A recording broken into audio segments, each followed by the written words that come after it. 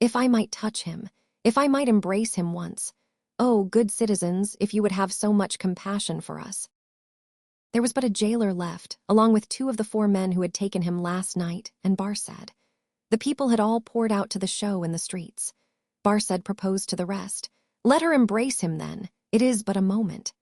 It was silently acquiesced in, and they passed her over the seats in the hall to a raised place, where he, by leaning over the dock, could fold her in his arms. Farewell, dear darling of my soul, my parting blessing on my love. We shall meet again where the weary are at rest. They were her husband's words, as he held her to his bosom. I can bear it, dear Charles. I am supported from above. Don't suffer for me. A parting blessing for our child. I send it to her by you. I kiss her by you. I say farewell to her by you.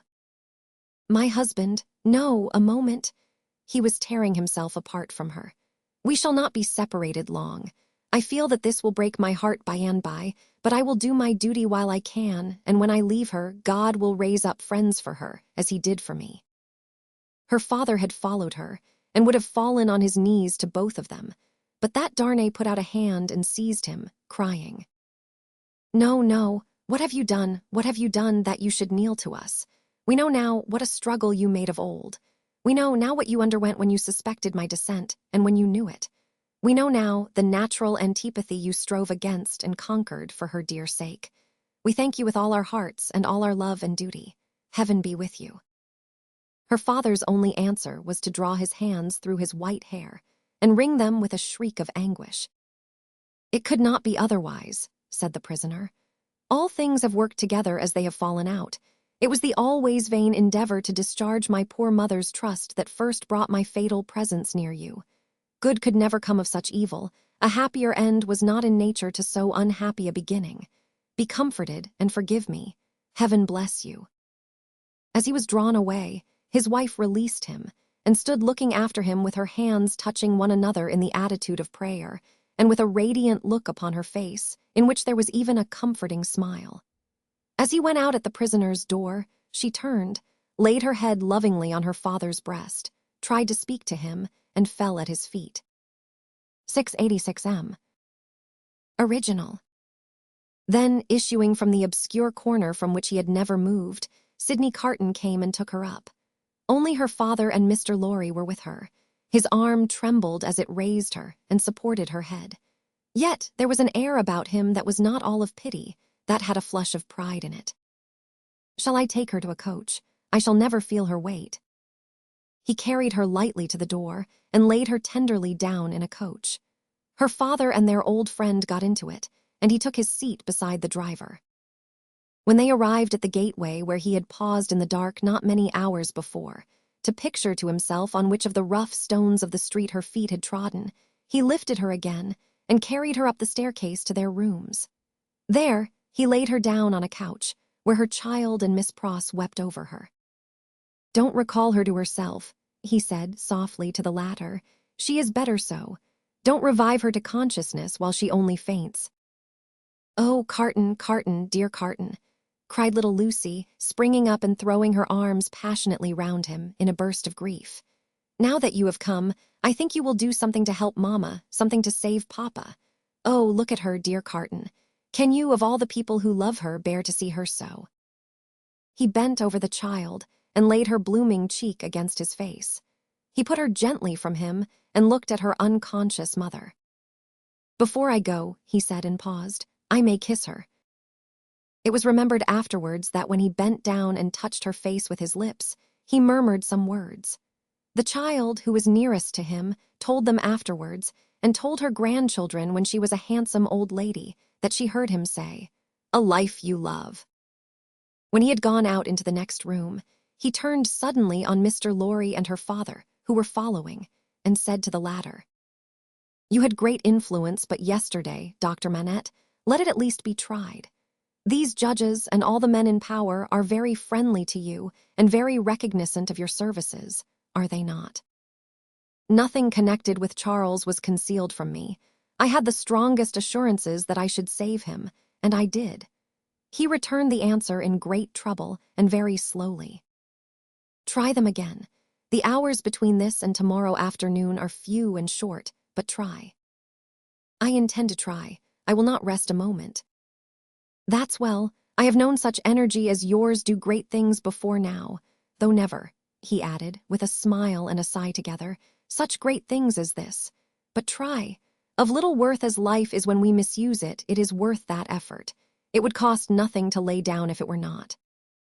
"I will go," said Dr. Manette, "to the prosecutor and the president straight, and I will go to others whom it is better not to name. I will write too, but stay. There is a celebration in the streets, and no one will be accessible until dark." "That's true. Well, it is a forlorn hope at the best, and not much the forlorner for being delayed till dark. I should like to know how you speed, though mind, I expect nothing. When are you likely to have seen these dread powers, Dr. Manette?" "Immediately after dark, I should hope, within an hour or two from this." "It will be dark soon after 4. Let us stretch the hour or two. If I go to Mr. Lorry's at 9, shall I hear what you have done, either from our friend or from yourself?" "Yes." "May you prosper." Mr. Lorry followed Sidney to the outer door, and, touching him on the shoulder as he was going away, caused him to turn. "I have no hope," said Mr. Lorry in a low and sorrowful whisper. "Nor have I. If any one of these men, or all of these men, were disposed to spare him, which is a large supposition, for what is his life, or any man as to them? I doubt if they durst spare him after the demonstration in the court. And so do I. I heard the fall of the axe in that sound." Mr. Lorry leaned his arm upon the doorpost and bowed his face upon it. "Don't despond," said Carton very gently. "Don't grieve. I encouraged Dr. Manette in this idea because I felt that it might one day be consolatory to her. Otherwise, she might think his life was wantonly thrown away or wasted, and that might trouble her." "Yes, yes, yes," returned Mr. Lorry, drying his eyes. "You are right, but he will perish. There is no real hope." "Yes, he will perish. There is no real hope," echoed Carton, and walked with a settled step downstairs. Chapter 12. Darkness. Sidney Carton paused in the street, not quite decided where to go. "At Tellson's banking house at 9, he said with a musing face. "Shall I do well in the meantime to show myself? I think so. It is best that these people should know there is such a man as I here. It is a sound precaution and may be a necessary preparation. But care, let me think it out." Checking his steps, which had begun to tend towards an object, he took a turn or two in the already darkening street and traced the thought in his mind to its possible consequences. His first impression was confirmed. "It is best," he said, finally resolved, "that these people should know there is such a man as I here." And he turned his face towards St. Antoine. Defarge had described himself, that day, as the keeper of a wine shop in the St. Antoine suburb. It was not difficult for one who knew the city well to find his house without asking any question. Having ascertained its situation, Carton came out of those closer streets again, and dined at a place of refreshment and fell sound asleep after dinner. For the first time in many years, he had no strong drink. Since last night he had taken nothing but a little light, thin wine, and last night he had dropped the brandy slowly down on Mr. Lorry's hearth like a man who had done with it. It was as late as 7 o'clock when he awoke refreshed, and went out into the streets again.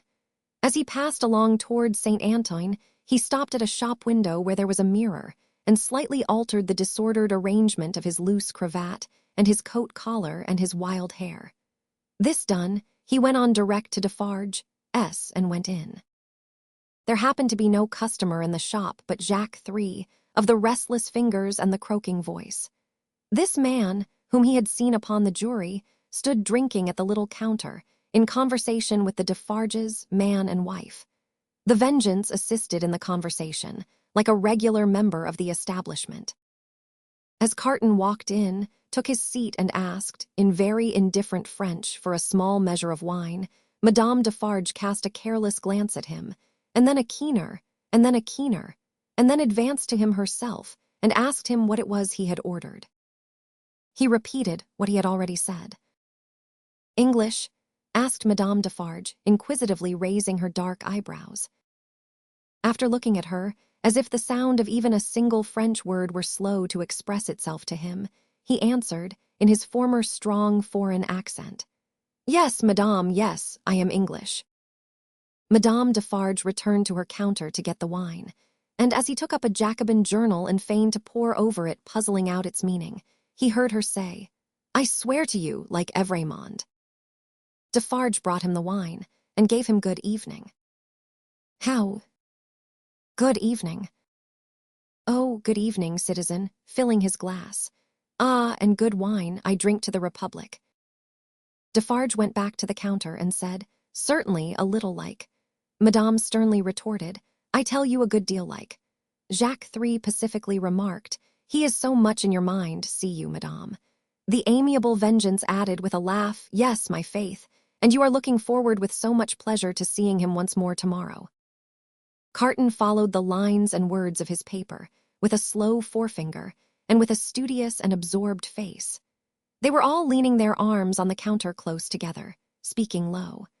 After a silence of a few moments, during which they all looked towards him without disturbing his outward attention from the Jacobin editor, they resumed their conversation.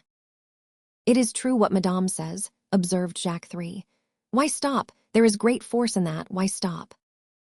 "Well, well," reasoned Defarge, "but one must stop somewhere. After all, the question is still where." "At extermination," said Madame. "Magnificent," croaked Jacques III. The Vengeance also highly approved.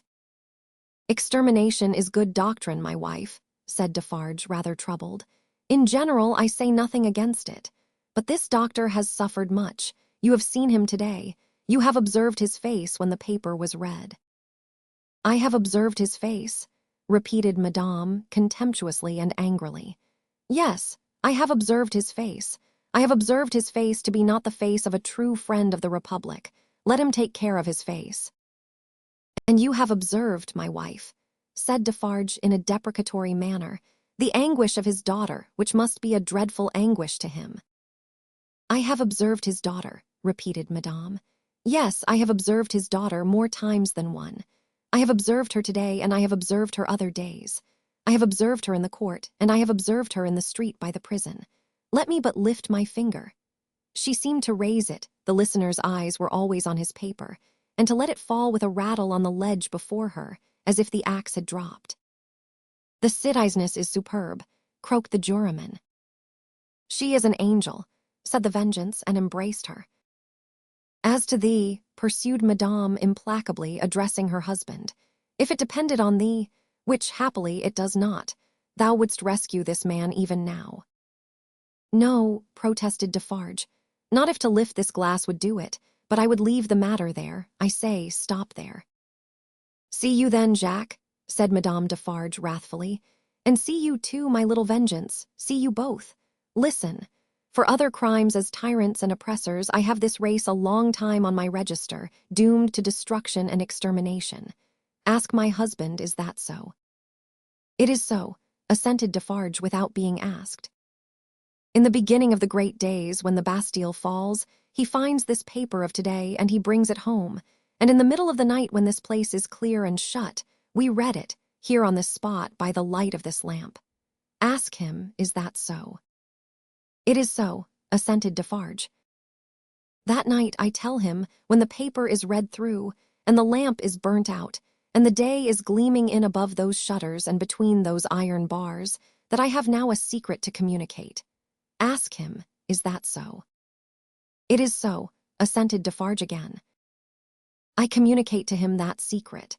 I smite this bosom with these two hands as I smite it now, and I tell him, Defarge, I was brought up among the fishermen of the seashore, and that peasant family so injured by the two Evrémonde brothers, as that Bastille paper describes, is my family. Defarge, that sister of the mortally wounded boy upon the ground was my sister, that husband was my sister's husband, that unborn child was their child, that brother was my brother, that father was my father, those dead are my dead, and that summons to answer for those things descends to me.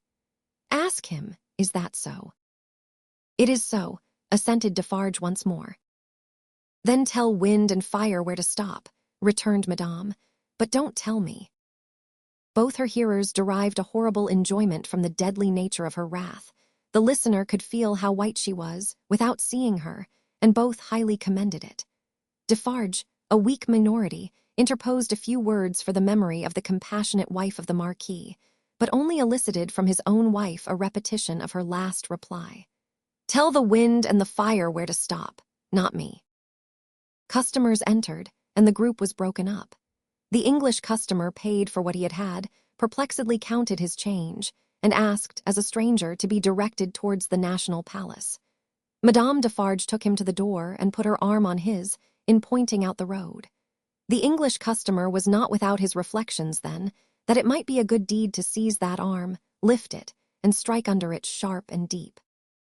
But he went his way, and was soon swallowed up in the shadow of the prison wall. At the appointed hour, he emerged from it to present himself in Mr. Lorry's room again, where he found the old gentleman walking to and fro in restless anxiety. He said he had been with Lucie until just now, and had only left her for a few minutes to come and keep his appointment. Her father had not been seen since he quitted the banking house towards 4 o'clock. She had some faint hopes that his mediation might save Charles, but they were very slight. He had been more than 5 hours gone. Where could he be? Mr. Lorry waited until 10, but Dr. Manette not returning, and he being unwilling to leave Lucie any longer, it was arranged that he should go back to her and come to the banking house again at midnight. In the meanwhile, Carton would wait alone by the fire for the doctor. He waited, and the clock struck 12, but Dr. Manette did not come back. Mr. Lorry returned and found no tidings of him and brought none. Where could he be? They were discussing this question, and were almost building up some weak structure of hope on his prolonged absence, when they heard him on the stairs. The instant he entered the room, it was plain that all was lost. Whether he had really been to anyone, or whether he had been all that time traversing the streets, was never known. As he stood staring at them, they asked him no question, for his face told them everything. "I cannot find it," said he, "and I must have it. Where is it?" His head and throat were bare, and as he spoke with a helpless look straying all around, he took his coat off and let it drop on the floor. "Where is my bench? I have been looking everywhere for my bench, and I can't find it. What have they done with my work? Time presses. I must finish those shoes." They looked at one another, and their hearts died within them. "Come, come," said he in a whimpering, miserable way. "Let me get to work. Give me my work." Receiving no answer, he tore his hair and beat his feet upon the ground, like a distracted child. "Don't torture a poor, forlorn wretch," he implored them with a dreadful cry, "but give me my work. What is to become of us if those shoes are not done tonight?" Lost, utterly lost. It was so clearly beyond hope to reason with him, or try to restore him, that, as if by agreement, they each put a hand upon his shoulder and soothed him to sit down before the fire, with a promise that he should have his work presently. He sank into the chair and brooded over the embers and shed tears. As if all that had happened since the garret time were a momentary fancy, or a dream, Mr. Lorry saw him shrink into the exact figure that Defarge had had in keeping. Affected and impressed with terror as they both were by this spectacle of ruin, it was not a time to yield to such emotions. His lonely daughter, bereft of her final hope and reliance, appealed to them both too strongly. Again, as if by agreement, they looked at one another with one meaning in their faces. Carton was the first to speak. "The last chance is gone. It was not much. Yes, he had better be taken to her. But before you go, will you, for a moment, steadily attend to me?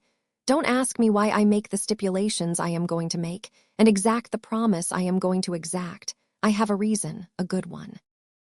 "I do not doubt it," answered Mr. Lorry. "Say on." The figure in the chair between them was all the time monotonously rocking itself to and fro, and moaning. They spoke in such a tone as they would have used if they had been watching by a sick bed in the night. Carton stooped to pick up the coat, which lay almost entangling his feet.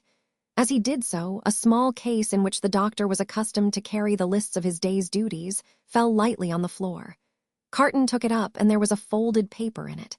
"We should look at this," he said. Mr. Lorry nodded his consent. He opened it and exclaimed, "Thank God." What is it? Asked Mr. Lorry eagerly. A moment, let me speak of it in its place. First, he put his hand in his coat and took another paper from it. That is the certificate which enables me to pass out of this city. Look at it. You see Sidney Carton, an Englishman. Mr. Lorry held it open in his hand, gazing in his earnest face. Keep it for me until tomorrow. I shall see him tomorrow, you remember, and I had better not take it into the prison. Why not? I don't know, I prefer not to do so. Now, take this paper that Dr. Manette has carried about him. It is a similar certificate, enabling him and his daughter and her child at any time to pass the barrier and the frontier. You see. Yes. Perhaps he obtained it as his last and utmost precaution against evil yesterday. When is it dated? But no matter, don't stay to look. Put it up carefully with mine and your own. Now, observe, I never doubted until within this hour or two that he had or could have such a paper. It is good until recalled. But it may be soon recalled, and I have reason to think will be. They are not in danger. They are in great danger. They are in danger of denunciation by Madame Defarge. I know it from her own lips. I have overheard words of that woman, S, tonight, which have presented their danger to me in strong colors. I have lost no time, and since then I have seen the spy. He confirms me. He knows that a wood sawyer, living by the prison wall, is under the control of the Defarges, and has been rehearsed by Madame Defarge as to his having seen her. He never mentioned Lucie's name, making signs and signals to prisoners. It is easy to foresee that the pretense will be the common one, a prison plot, and that it will involve her life, and perhaps her child's, and perhaps her father's, for both have been seen with her at that place. Don't look so horrified. You will save them all. Heaven grant I may, Carton, but how? I am going to tell you how. It will depend on you, and it could depend on no better man. This new denunciation will certainly not take place until after tomorrow, probably not until 2 or 3 days afterwards, more probably a week afterwards. You know it is a capital crime to mourn for or sympathize with a victim of the guillotine. She and her father would unquestionably be guilty of this crime, and this woman, the inveteracy of whose pursuit cannot be described, would wait to add that strength to her case and make herself doubly sure. You follow me. So attentively, and with so much confidence in what you say, that for the moment I lose sight, touching the back of the doctor's chair, even of this distress. You have money, and can buy the means of traveling to the seacoast as quickly as the journey can be made. Your preparations have been completed for some days, to return to England. Early tomorrow have your horses ready, so that they may be in starting trim at 2 o'clock in the afternoon. It shall be done. His manner was so fervent and inspiring that Mr. Lorry caught the flame and was as quick as youth. You are a noble heart. Did I say we could depend upon no better man? Tell her tonight what you know of her danger as involving her child and her father. Dwell upon that, for she would lay her own fair head beside her husband's cheerfully. He faltered for an instant, then went on as before. For the sake of her child and her father, press upon her the necessity of leaving Paris, with them and you, at that hour. Tell her that it was her husband's last arrangement. Tell her that more depends upon it than she dare believe or hope. You think that her father, even in this sad state, will submit himself to her, do you not? I am sure of it. I thought so. Quietly and steadily have all these arrangements made in the courtyard here, even to the taking of your own seat in the carriage. The moment I come to you, take me in and drive away. I understand that I wait for you under all circumstances. You have my certificate in your hand with the rest, you know, and will reserve my place. Wait for nothing but to have my place occupied, and then for England. Why then, said Mr. Lorry, grasping his eager but so firm and steady hand, it does not all depend on one old man, but I shall have a young and ardent man at my side. By the help of heaven you shall. Promise me solemnly that nothing will influence you to alter the course on which we now stand pledged to one another. Nothing, Carton. Remember these words tomorrow. Change the course or delay in it for any reason, and no life can possibly be saved, and many lives must inevitably be sacrificed. I will remember them. I hope to do my part faithfully. And I hope to do mine. Now goodbye. though he said it with a grave smile of earnestness, and though he even put the old man's hand to his lips, he did not part from him then. He helped him so far to arouse the rocking figure before the dying embers, as to get a cloak and hat put upon it, and to tempt it forth to find where the bench and work were hidden that it still moaningly besought to have. He walked on the other side of it and protected it to the courtyard of the house where the afflicted heart, so happy in the memorable time when he had revealed his own desolate heart to it, outwatched the awful night. He entered the courtyard and remained there for a few moments alone, looking up at the light in the window of her room. Before he went away, he breathed a blessing towards it and a farewell. Chapter 13. 52. In the black prison of the conciergerie, the doomed of the day awaited their fate. They were in number as the weeks of the year. 52 were to roll that afternoon on the life tide of the city to the boundless, everlasting sea. Before their cells were quit of them, new occupants were appointed. Before their blood ran into the blood spilled yesterday, the blood that was to mingle with theirs tomorrow was already set apart. 212 were told off. From the farmer general of 70, whose riches could not buy his life, to the seamstress of 20, whose poverty and obscurity could not save her. Physical diseases, engendered in the vices and neglects of men, will seize on victims of all degrees, and the frightful moral disorder, born of unspeakable suffering, intolerable oppression, and heartless indifference, smote equally without distinction.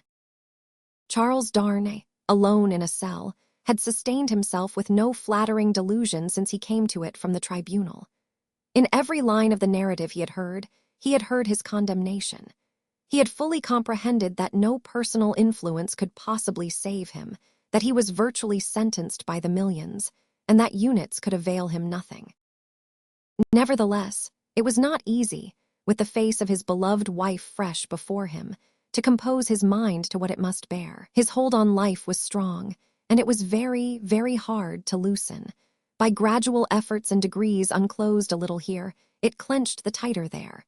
And when he brought his strength to bear on that hand and it yielded, this was closed again. There was a hurry, too, in all his thoughts, a turbulent and heated working of his heart that contended against resignation. If, for a moment, he did feel resigned, then his wife and child who had to live after him seemed to protest and to make it a selfish thing. But all this was at first. Before long, the consideration that there was no disgrace in the fate he must meet, and that numbers went the same road wrongfully, and trod it firmly every day, sprang up to stimulate him. Next followed the thought that much of the future peace of mind enjoyable by the dear ones depended on his quiet fortitude. So by degrees he calmed into the better state, when he could raise his thoughts much higher and draw comfort down. Before it had set in dark on the night of his condemnation, he had traveled thus far on his last way. Being allowed to purchase the means of writing and a light, he sat down to write until such time as the prison lamps should be extinguished. He wrote a long letter to Lucie, showing her that he had known nothing of her father's imprisonment until he had heard of it from herself, and that he had been as ignorant as she of his father's and uncle's responsibility for that misery, until the paper had been read. He had already explained to her that his concealment from herself of the name he had relinquished was the one condition, fully intelligible now, that her father had attached to their betrothal, and was the one promise he had still exacted on the morning of their marriage. He entreated her, for her father's sake, never to seek to know whether her father had become oblivious of the existence of the paper, or had had it recalled to him, for the moment, or for good, by the story of the tower, on that old Sunday under the dear old plane tree in the garden. If he had preserved any definite remembrance of it, there could be no doubt that he had supposed it destroyed with the Bastille, when he had found no mention of it among the relics of prisoners which the populace had discovered there, and which had been described to all the world. He besought her, though he added that he knew it was needless, to console her father by impressing him through every tender means she could think of, with the truth that he had done nothing for which he could justly reproach himself, but had uniformly forgotten himself for their joint sakes. Next to her preservation of his own last grateful love and blessing, and her overcoming of her sorrow to devote herself to their dear child, he adjured her, as they would meet in heaven, to comfort her father. To her father himself, he wrote in the same strain, but he told her father that he expressly confided his wife and child to his care. And he told him this, very strongly, with the hope of rousing him from any despondency or dangerous retrospect towards which he foresaw he might be tending. To Mr. Lorry, he commended them all and explained his worldly affairs.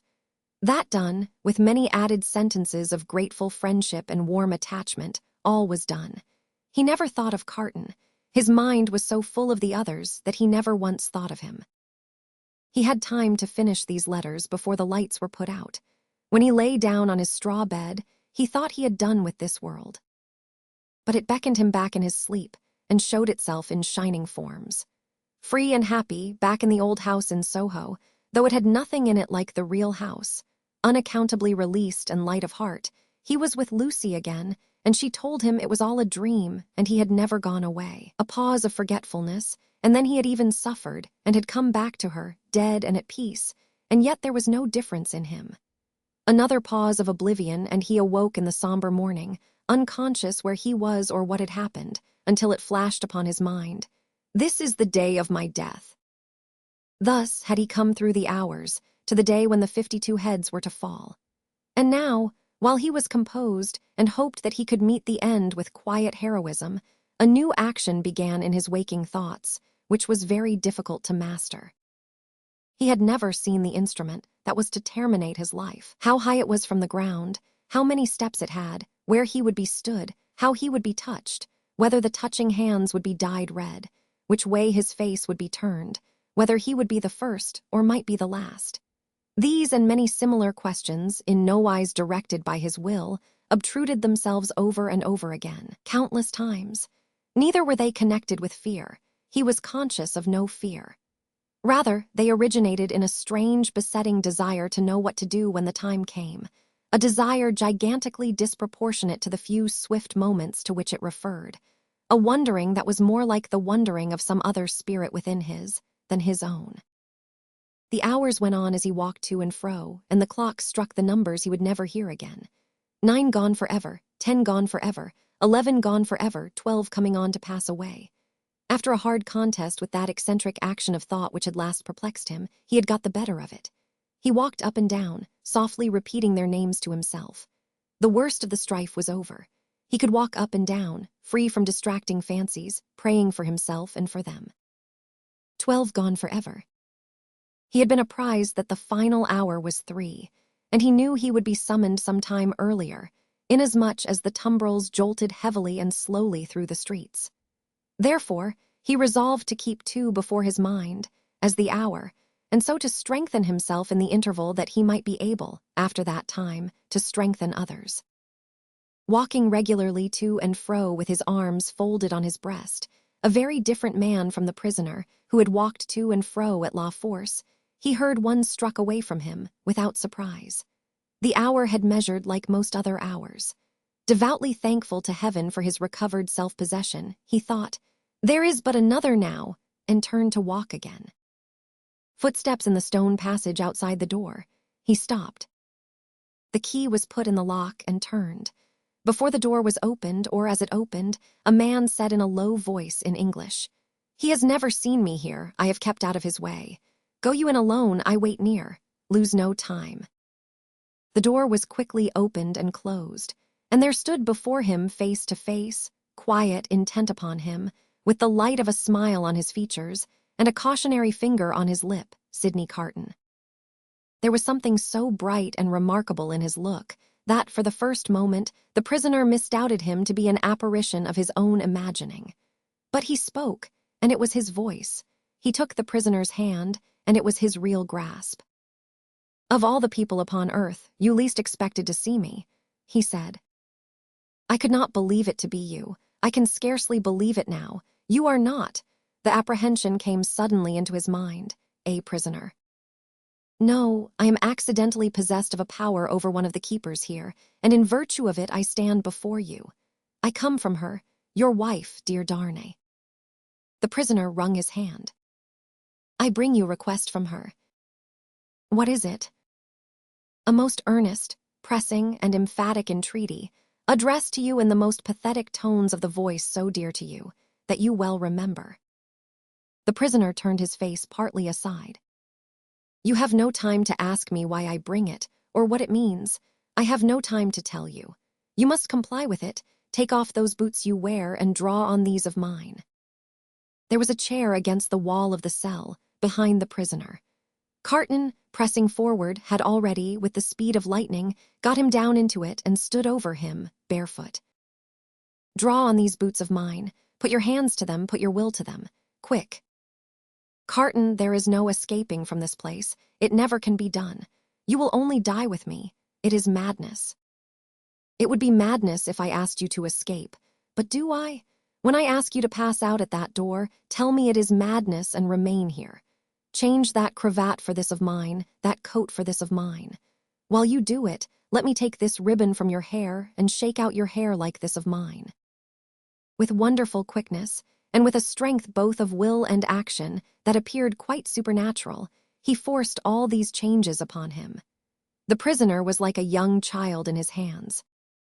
"Carton, dear Carton, it is madness. It cannot be accomplished, it never can be done, it has been attempted and has always failed. I implore you not to add your death to the bitterness of mine. Do I ask you, my dear Darnay, to pass the door? When I ask that, refuse. There are pen and ink and paper on this table. Is your hand steady enough to write? It was when you came in. Steady it again and write what I shall dictate. Quick, friend, quick." Pressing his hand to his bewildered head, Darnay sat down at the table. Carton, with his right hand in his breast, stood close beside him. "Write exactly as I speak." "To whom do I address it?" "To no one." Carton still had his hand in his breast. "Do I date it?" "No." The prisoner looked up at each question. Carton, standing over him with his hand in his breast, looked down. "If you remember," said Carton, dictating, "the words that passed between us long ago, you will readily comprehend this when you see it. You do remember them, I know. It is not in your nature to forget them." He was drawing his hand from his breast. The prisoner, chancing to look up in his hurried wonder as he wrote, the hand stopped, closing upon something. "Have you written forget them?" Carton asked. "I have. Is that a weapon in your hand?" "No, I am not armed." "What is it in your hand?" "You shall know directly. Write on, there are but a few words more." He dictated again. "I am thankful that the time has come when I can prove them. That I do so is no subject for regret or grief." As he said these words with his eyes fixed on the writer, his hand slowly and softly moved down close to the writer's face. The pen dropped from Darnay's fingers on the table, and he looked about him vacantly. "What vapor is that?" he asked. "Vapor. Something that crossed me. I am conscious of nothing. There can be nothing here. Take up the pen and finish. Hurry, hurry." As if his memory were impaired, or his faculties disordered, the prisoner made an effort to rally his attention. As he looked at Carton with clouded eyes and with an altered manner of breathing, Carton, his hand again in his breast, looked steadily at him. "Hurry, hurry." The prisoner bent over the paper, once more. "If it had been otherwise," Carton's hand was again watchfully and softly stealing down. "I never should have used the longer opportunity. If it had been otherwise," the hand was at the prisoner's face, "I should but have had so much the more to answer for. If it had been otherwise." Carton looked at the pen and saw it was trailing off into unintelligible signs. Carton's hand moved back to his breast no more. The prisoner sprang up with a reproachful look, but Carton's hand was close and firm at his nostrils, and Carton's left arm caught him round the waist. For a few seconds he faintly struggled with the man who had come to lay down his life for him, but within a minute or so, he was stretched insensible on the ground. Quickly, but with hands as true to the purpose as his heart was, Carton dressed himself in the clothes the prisoner had laid aside, combed back his hair, and tied it with the ribbon the prisoner had worn. Then he softly called, "Enter there, come in," and the spy presented himself.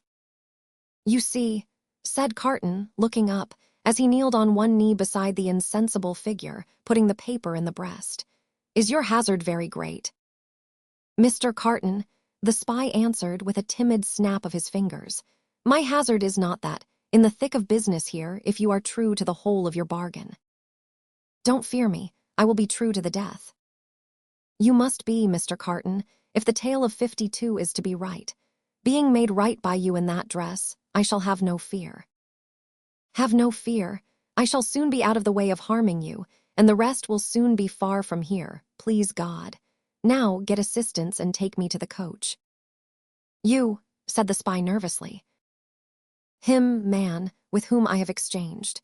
You go out at the gate by which you brought me in. Of course. I was weak and faint when you brought me in, and I am fainter now you take me out. The parting interview has overpowered me. Such a thing has happened here often and too often.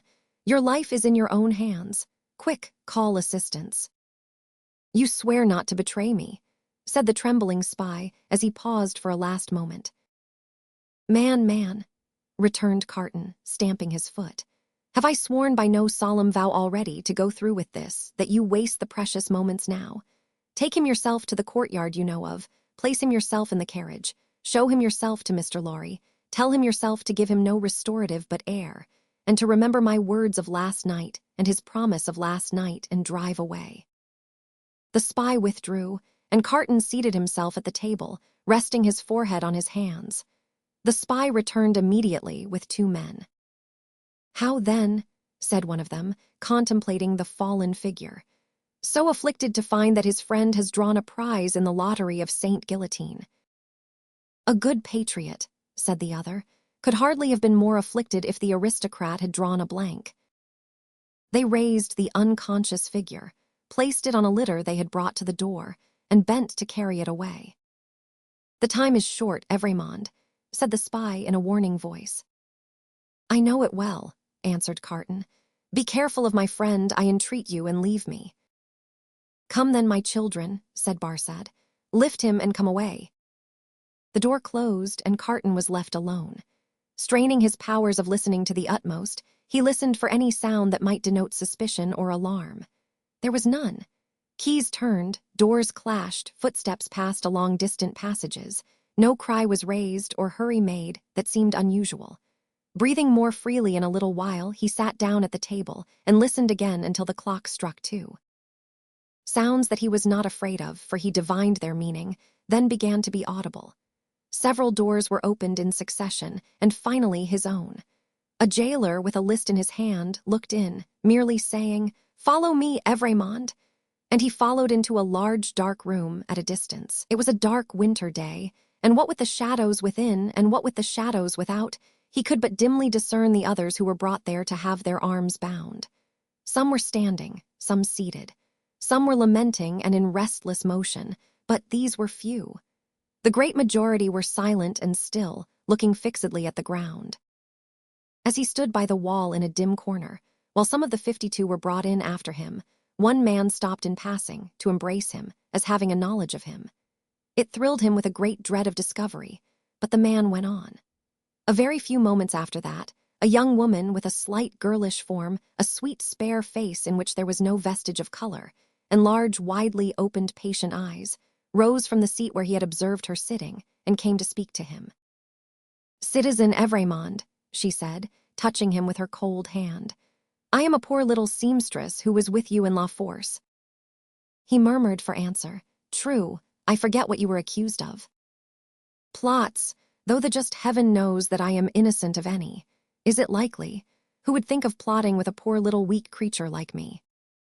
The forlorn smile with which she said it so touched him that tears started from his eyes. "I am not afraid to die, Citizen Evrémonde, but I have done nothing. I am not unwilling to die if the Republic which is to do so much good to us poor will profit by my death. But I do not know how that can be, Citizen Evrémonde. Such a poor, weak little creature." As the last thing on earth that his heart was to warm and soften to, it warmed and softened to this pitiable girl. "I heard you were released, Citizen Evrémonde. I hoped it was true." "It was, but I was again taken and condemned." "If I may ride with you, Citizen Evrémonde, will you let me hold your hand? I am not afraid, but I am little and weak, and it will give me more courage." As the patient eyes were lifted to his face, he saw a sudden doubt in them, and then astonishment. He pressed the work-worn, hunger-worn young fingers and touched his lips. "Are you dying for him?" she whispered. And his wife and child. Hush, yes. Oh, you will let me hold your brave hand, stranger. Hush, yes, my poor sister, to the last. The same shadows that are falling on the prison are falling in that same hour of the early afternoon on the barrier with the crowd about it, when a coach going out of Paris drives up to be examined. Who goes here? Whom have we within? Papers. The papers are handed out, and read. Alexandre Manette, physician, French, which is he? This is he. This helpless, inarticulately murmuring, wandering old man pointed out. Apparently, the citizen doctor is not in his right mind. The revolution fever will have been too much for him. Greatly too much for him. Many suffer with it. Lucie, his daughter, French, which is she? This is she. Apparently it must be.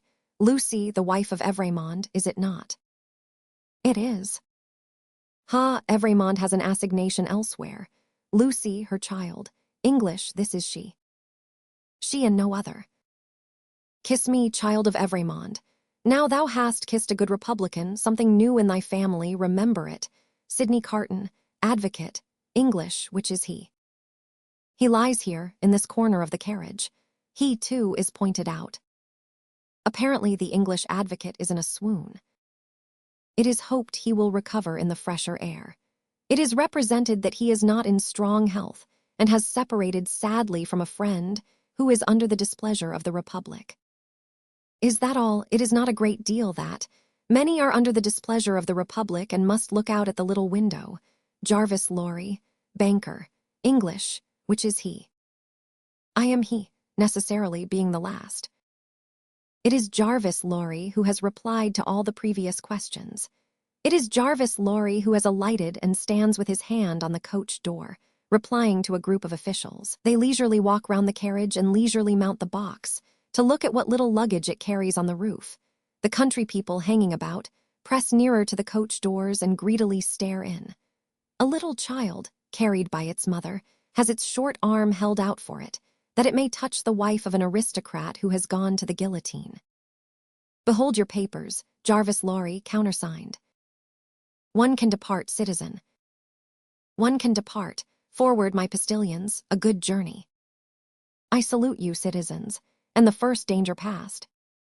These are again the words of Jarvis Lorry as he clasps his hands and looks upward. There is terror in the carriage, there is weeping, there is the heavy breathing of the insensible traveler. Are we not going too slowly? Can they not be induced to go faster? Asks Lucie, clinging to the old man. It would seem like flight, my darling. I must not urge them too much. It would rouse suspicion. Look back, and see if we are pursued. The road is clear, my dearest. So far we are not pursued. Houses in twos and threes pass by us, solitary farms, ruinous buildings, dye works, tanneries, and the like, open country, avenues of leafless trees. The hard, uneven pavement is under us. The soft, deep mud is on either side. Sometimes we strike into the skirting mud to avoid the stones that clatter us and shake us. Sometimes we stick in ruts and sloughs there. The agony of our impatience is then so great that in our wild alarm and hurry we are forgetting out and running, hiding, doing anything but stopping.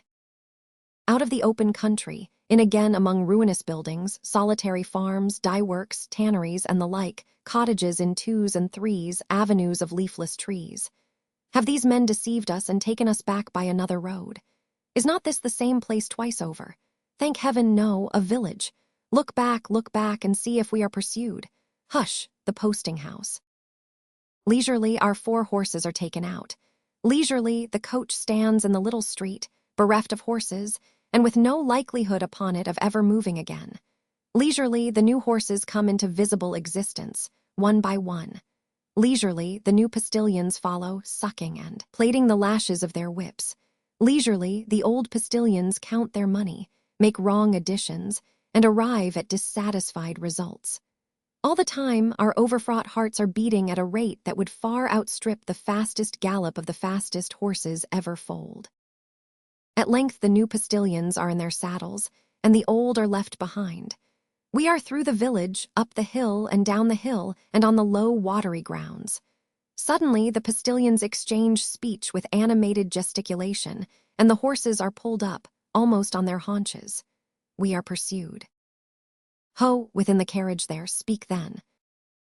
What is it? Asks Mr. Lorry, looking out at window. How many did they say? I do not understand you. At the last post, how many to the guillotine today? 52. I said so, a brave number.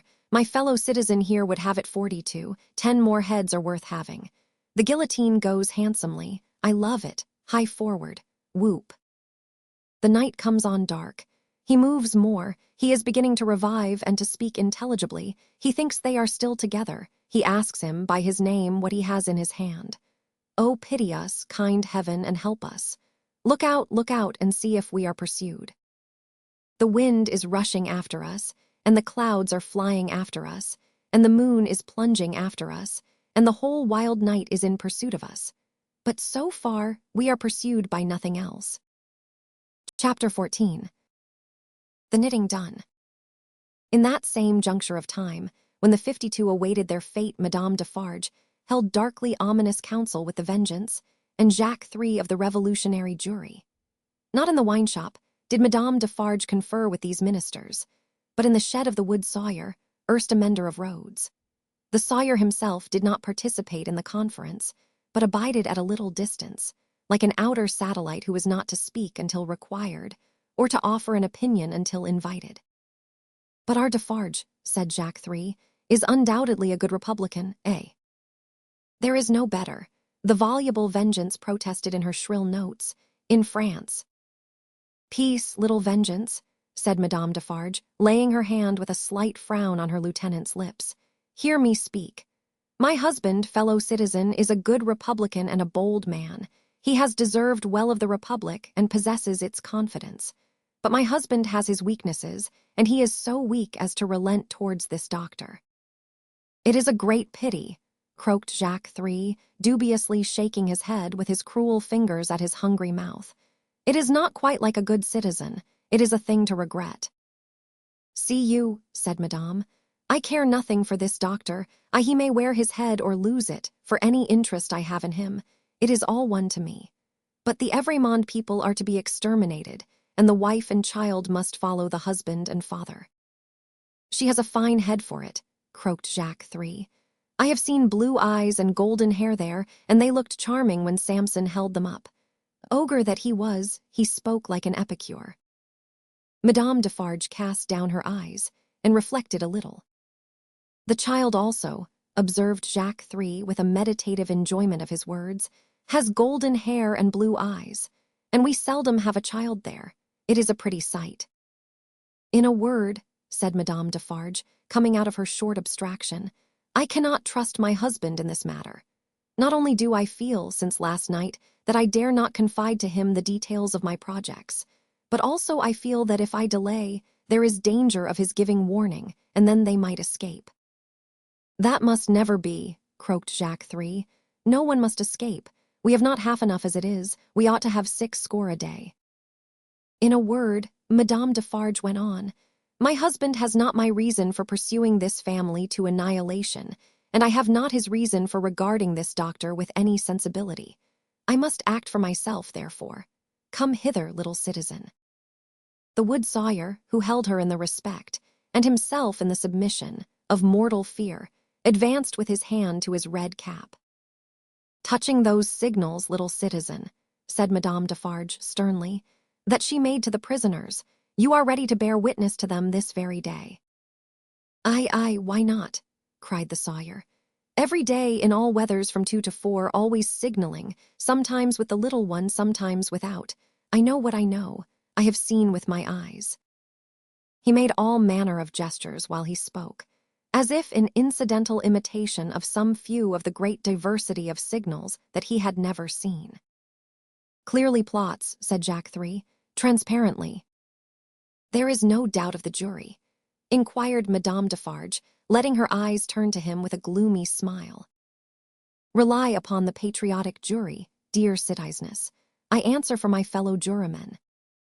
Now let me see, said Madame Defarge, pondering again. Yet once more, can I spare this doctor to my husband? I have no feeling either way. Can I spare him? He would count as one head, observed Jacques III in a low voice.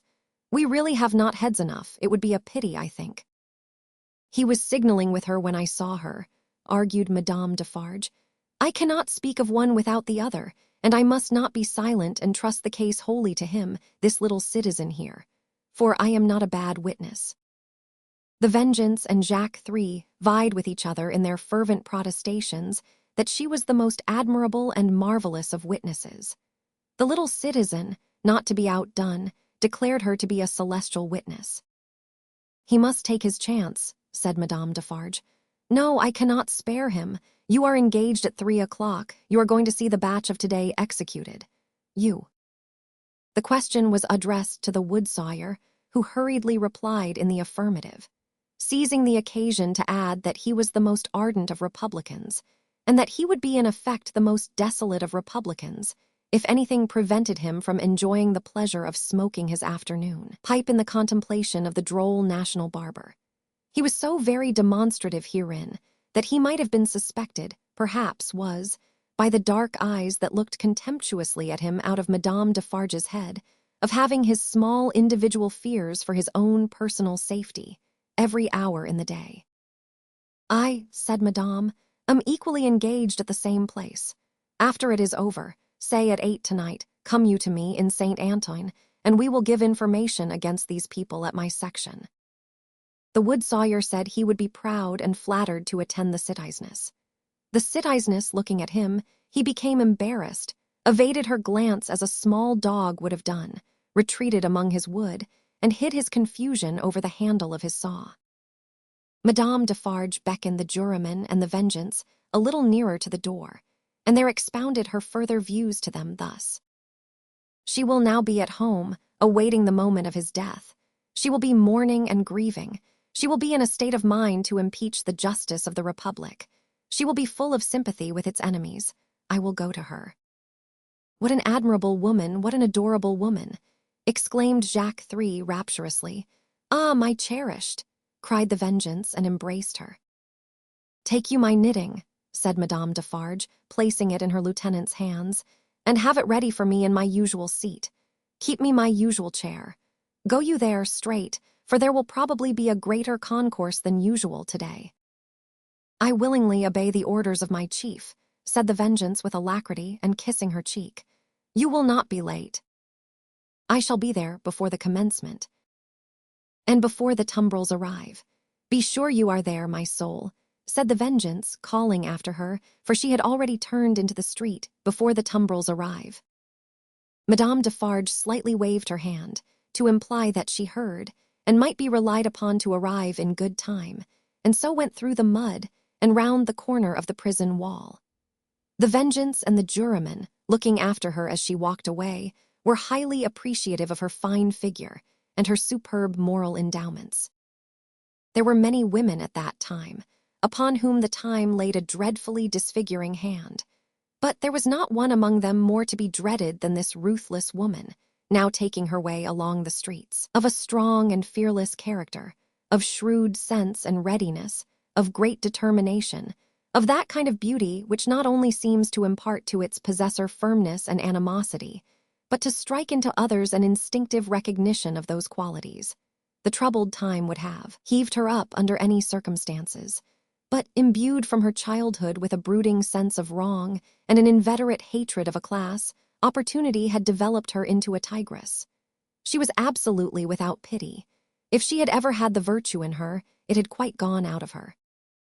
It was nothing to her that an innocent man was to die for the sins of his forefathers.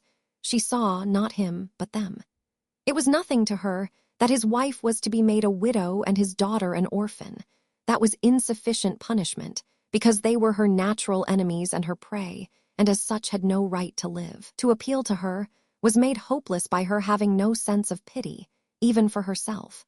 If she had been laid low in the streets, in any of the many encounters in which she had been engaged, she would not have pitied herself.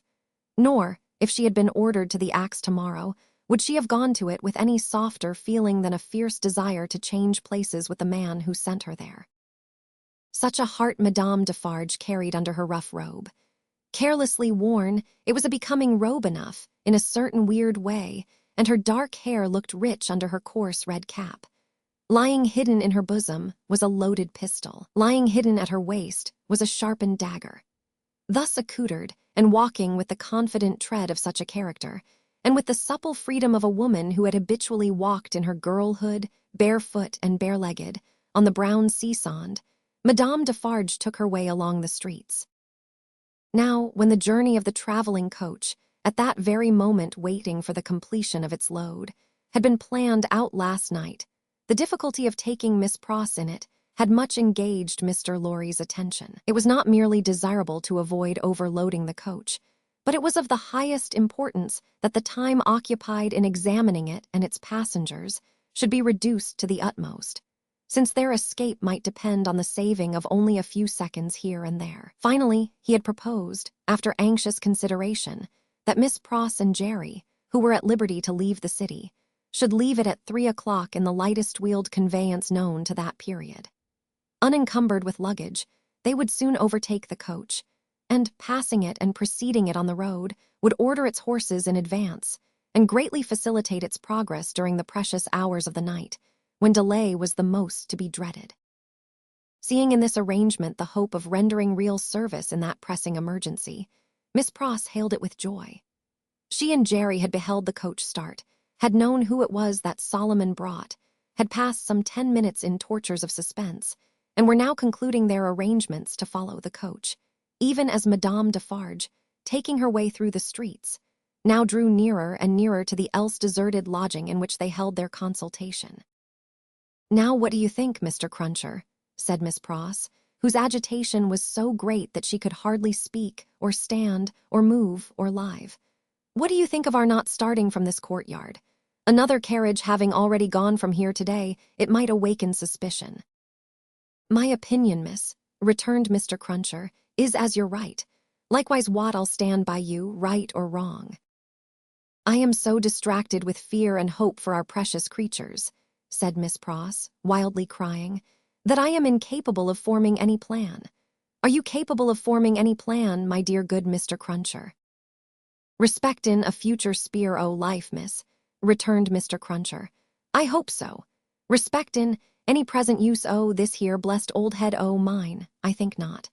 Would you do me the favor, miss, to take notice o' 2 promises and wows what it is my wishes for to record in this here crisis?" "Oh, for gracious sake," cried Miss Pross, still wildly crying, "record them at once and get them out of the way, like an excellent man." "First," said Mr. Cruncher, who was all in a tremble, and who spoke with an ashy and solemn visage, "them poor things well out o' this, never no more will I do it, never no more." "I am quite sure, Mr. Cruncher," returned Miss Pross, "that you never will do it again, whatever it is, and I beg you not to think it necessary to mention more particularly what it is." "No, miss," returned Jerry, "it shall not be named to you. Second, them poor things well out o' this, and never no more will I interfere with Mrs. Cruncher's flopping, never no more." "Whatever housekeeping arrangement that may be," said Miss Pross, striving to dry her eyes and compose herself, "I have no doubt it is best that Mrs. Cruncher should have it entirely under her own superintendence. Oh, my poor darlings. I go so far as to say, miss, moreover," proceeded Mr. Cruncher, with a most alarming tendency to hold forth as from a pulpit, "and let my words be took down and took to Mrs. Cruncher through yourself, that what my opinions respectin' flopping has undergone a change, and that what I only hope with all my heart as Mrs. Cruncher may be a flopping at the present time." "There, there, there. I hope she is, my dear man," cried the distracted Miss Pross, "and I hope she finds it answering her expectations." "Bid it," proceeded Mr. Cruncher, with additional solemnity, additional slowness, and additional tendency to hold forth and hold out, "as anything what I have ever said or done should be wisited on my earnest wishes for them poor creeters now. Forbid it as we shouldn't all flop, if it was anyways conwenient, to get 'em out o' this here dismal risk. Forbid it, miss. What I say, forbid it." This was Mr. Cruncher's conclusion after a protracted but vain endeavor to find a better one. And still Madame Defarge, pursuing her way along the streets, came nearer and nearer. "If we ever get back to our native land," said Miss Pross, "you may rely upon my telling Mrs. Cruncher as much as I may be able to remember and understand of what you have so impressively said. And at all events you may be sure that I shall bear witness to your being thoroughly in earnest at this dreadful time. Now, pray let us think. My esteemed Mr. Cruncher, let us think." Still, Madame Defarge, pursuing her way along the streets, came nearer and nearer.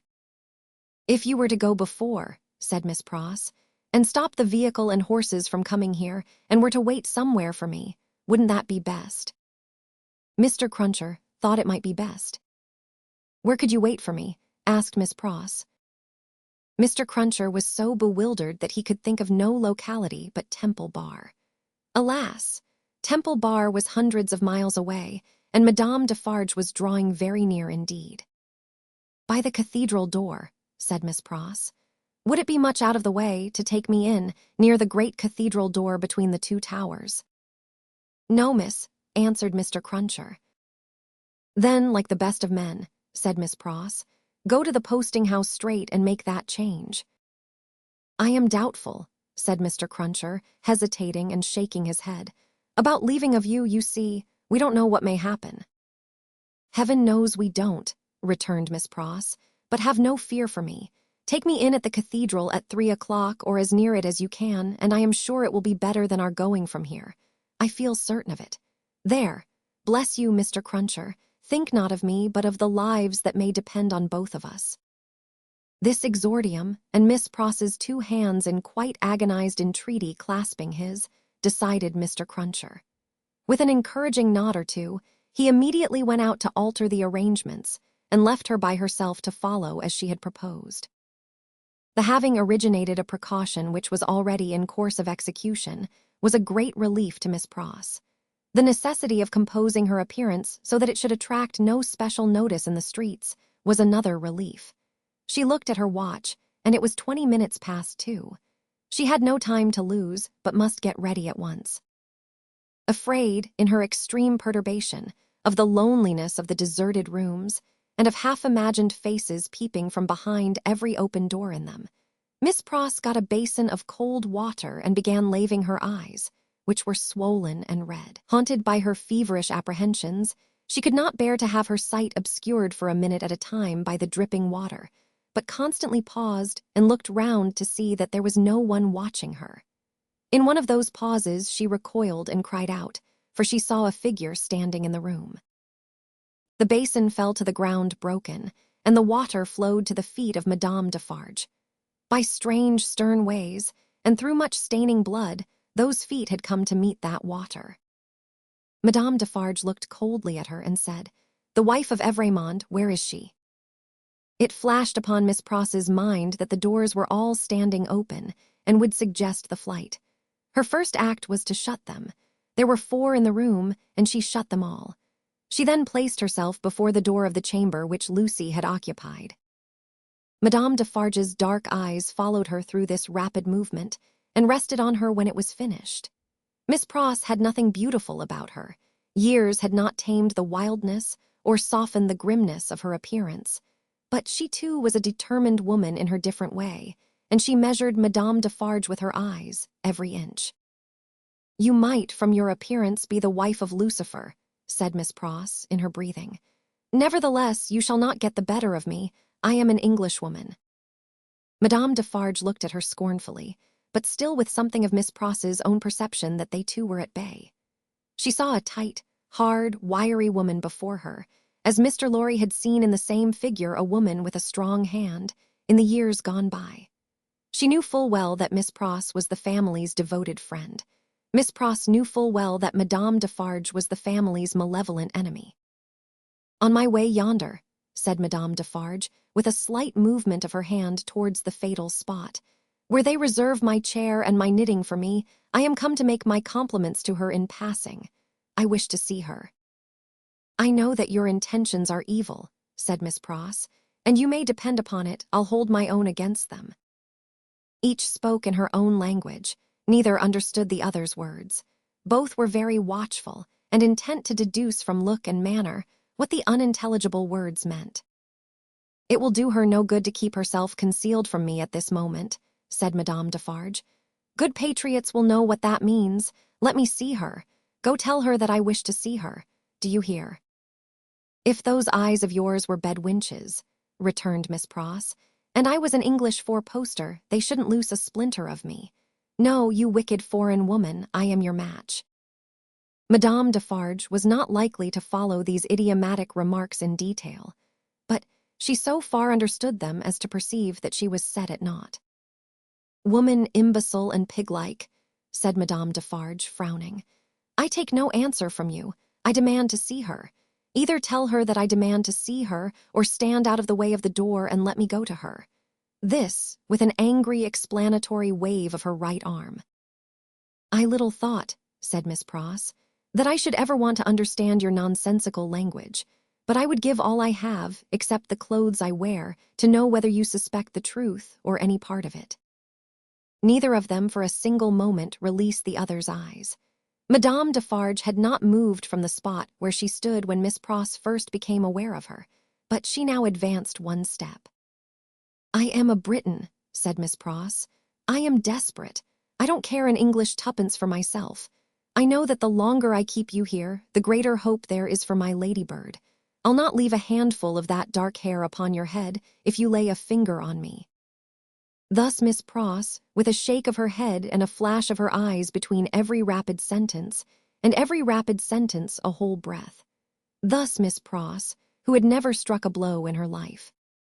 But her courage was of that emotional nature that it brought the irrepressible tears into her eyes. This was a courage that Madame Defarge so little comprehended as to mistake for weakness. "Ha, ha!" she laughed. "You poor wretch, what are you worth? I address myself to that doctor." Then she raised her voice and called out, "Citizen doctor, wife of Evremond, child of Evremond, any person but this miserable fool answer the citizeness Defarge." Perhaps the following silence, perhaps some latent disclosure in the expression of Miss Pross's face, perhaps a sudden misgiving apart from either suggestion, whispered to Madame Defarge that they were gone. 3 of the doors she opened swiftly and looked in. "Those rooms are all in disorder. There has been hurried packing. There are odds and ends upon the ground. There is no one in that room behind you. Let me look." "Never," said Miss Pross, who understood the request as perfectly as Madame Defarge understood the answer. "If they are not in that room, they are gone, and can be pursued and brought back," said Madame Defarge to herself.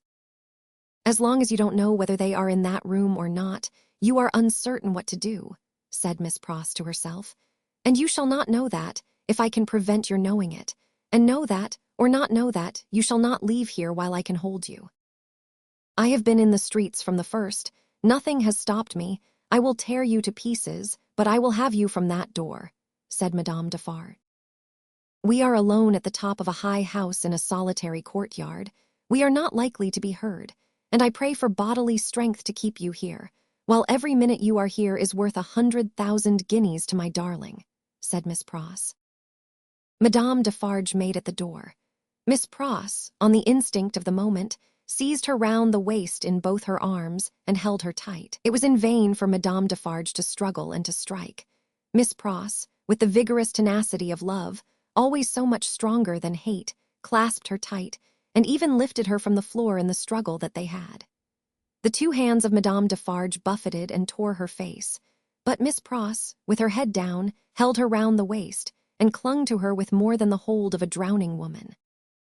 Soon Madame Defarge's hands ceased to strike, and felt at her encircled waist. "It is under my arm," said Miss Pross, in smothered tones. "You shall not draw it. I am stronger than you, I bless heaven for it. I hold you till one or other of us faints or dies." Madame Defarge's hands were at her bosom.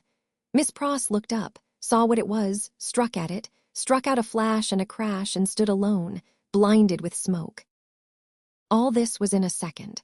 As the smoke cleared, leaving an awful stillness, it passed out on the air, like the soul of the furious woman whose body lay lifeless on the ground. In the first fright and horror of her situation, Miss Pross passed the body as far from it as she could, and ran down the stairs to call for fruitless help. Happily, she bethought herself of the consequences of what she did, in time to check herself and go back. It was dreadful to go in at the door again, But she did go in, and even went near it to get the bonnet and other things that she must wear. These she put on, out on the staircase, first shutting and locking the door and taking away the key. She then sat down on the stairs a few moments to breathe and to cry, and then got up and hurried away. By good fortune she had a veil on her bonnet, or she could hardly have gone along the streets without being stopped. By good fortune, too, she was naturally so peculiar in appearance as not to show disfigurement like any other woman. She needed both advantages, for the marks of gripping fingers were deep in her face, and her hair was torn, and her dress, hastily composed with unsteady hands, was clutched and dragged 100 ways. In crossing the bridge, she dropped the door key in the river. Arriving at the cathedral some few minutes before her escort and waiting there, she thought, what if the key were already taken in a net? What if it were identified? What if the door were opened and the remains discovered? What if she were stopped at the gate, sent to prison, and charged with murder? In the midst of these fluttering thoughts, the escort appeared, took her in, and took her away. "Is there any noise in the streets?" she asked him. "The usual noises," Mr. Cruncher replied, and looked surprised by the question and by her aspect. "I don't hear you," said Miss Pross. "What do you say?" It was in vain for Mr. Cruncher to repeat what he said. Miss Pross could not hear him. "So I'll nod my head," thought Mr. Cruncher, amazed. "At all events she'll see that." And she did. "Is there any noise in the streets now?" asked Miss Pross again, presently. Again Mr. Cruncher nodded his head. "I don't hear it." "Gone deaf in an hour," said Mr. Cruncher, ruminating, with his mind much disturbed. "What's come to her?" "I feel," said Miss Pross, "as if there had been a flash and a crash, and that crash was the last thing I should ever hear in this life." "Blessed if she ain't in a queer condition," said Mr. Cruncher, more and more disturbed. "What can she have been a-talkin' to keep her courage up? Hark! There's the roll of them dreadful carts.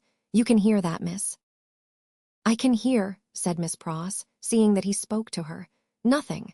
Oh, my good man, there was first a great crash, and then a great stillness, and that stillness seems to be fixed and unchangeable, never to be broken any more as long as my life lasts. If she don't hear the roll of those dreadful carts, now very nigh their journey's end," said Mr. Cruncher, glancing over his shoulder, "it's my opinion that indeed she never will hear anything else in this world." And indeed she never did. Chapter 15. The footsteps die out forever.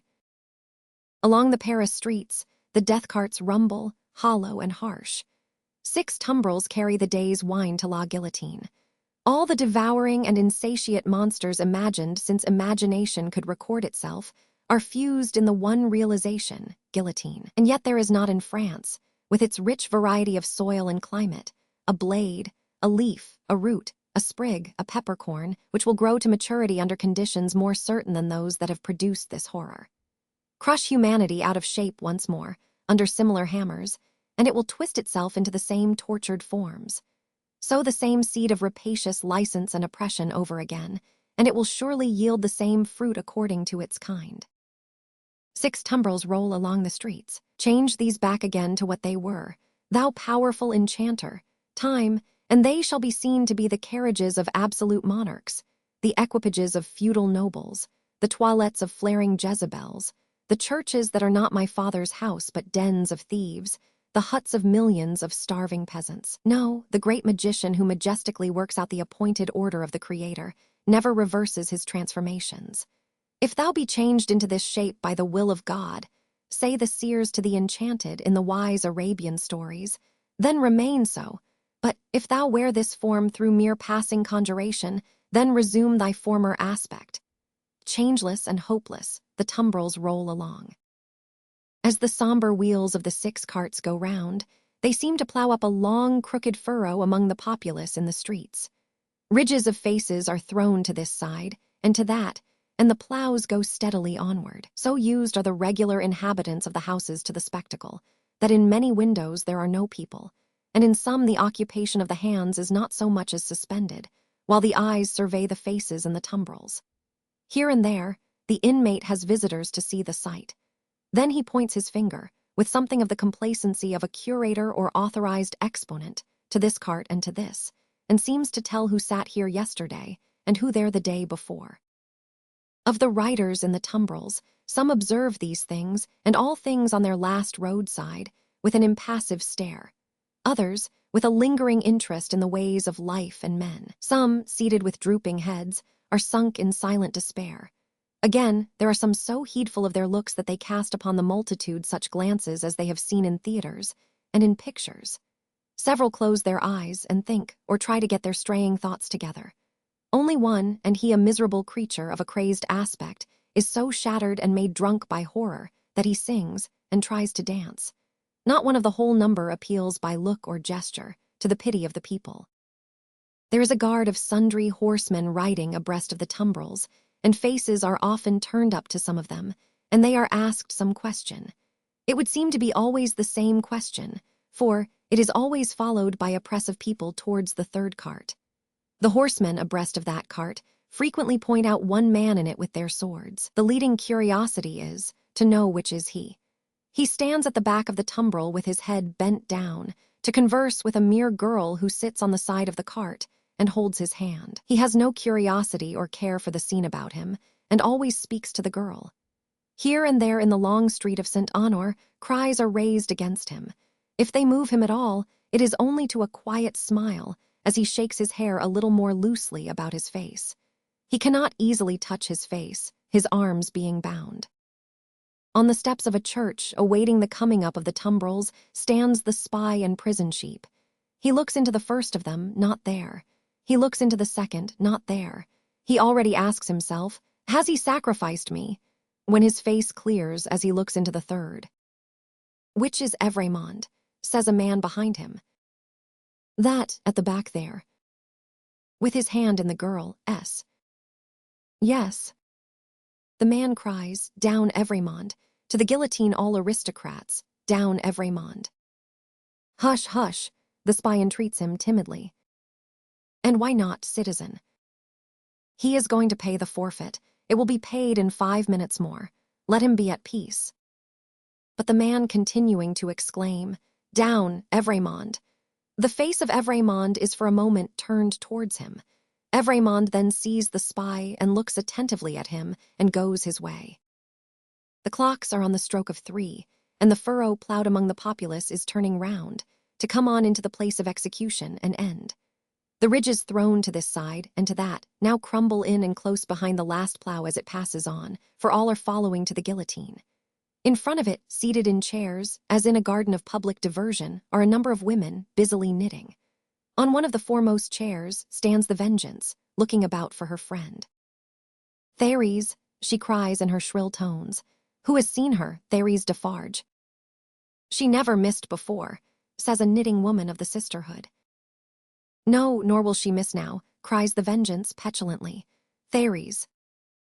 Louder, the woman recommends. Ay, louder, Vengeance, much louder, and still she will scarcely hear thee. Louder yet, Vengeance, with a little oath or so added, and yet it will hardly bring her. Send other women up and down to seek her, lingering somewhere. And yet, although the messengers have done dread deeds, it is questionable whether of their own wills they will go far enough to find her. Bad fortune, cries the Vengeance, stamping her foot in the chair, and here are the tumbrils, and Evrémonde will be dispatched in a wink and she not here. See her knitting in my hand and her empty chair ready for her. I cry with vexation and disappointment. As the Vengeance descends from her elevation to do it, the tumbrils begin to discharge their loads. The ministers of Saint Guillotine are robed and ready. Crash. A head is held up, and the knitting women who scarcely lifted their eyes to look at it a moment ago when it could think and speak, count one. The second tumbril empties and moves on, the third comes up. Crash. And the knitting women, never faltering or pausing in their work, count two. The supposed Evrémonde descends, and the seamstress is lifted out next after him. He has not relinquished her patient hand in getting out, but still holds it as he promised.